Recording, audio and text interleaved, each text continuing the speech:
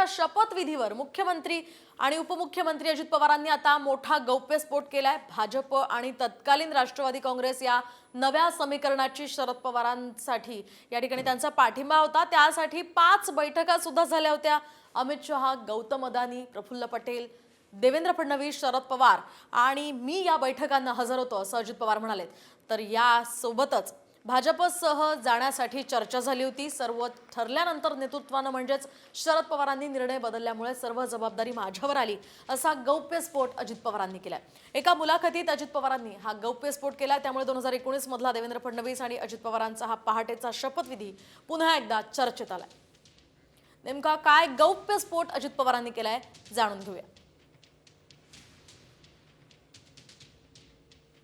तर राष्ट्रवादी आणि भाजपचं सरकार राज्यामध्ये आणण्यासाठी दिल्लीमध्ये खलबतं झाली। पहाटेच्या शपथविधीपूर्वी बैठकांना शरद पवार आणि अदानी सुद्धा हजर होते। यासोबतच या बैठकीमध्ये भाजपसोबत जाण्यासाठी चर्चा झाली आणि त्यानंतर सगळं ठरलं होतं असं अजित पवार म्हटलेत। शरद पवारांनी नंतर निर्णय बदलल्यामुळे सर्व दोष माझ्यावर आला असं अजित पवारांनी म्हटलंय। यासोबतच पहाटेच्या शपथविधीची संपूर्ण जबाबदारी मी घेतली आणि इतरांना वाचवलं असाही गौप्यस्फोट अजित पवारांनी केलाय।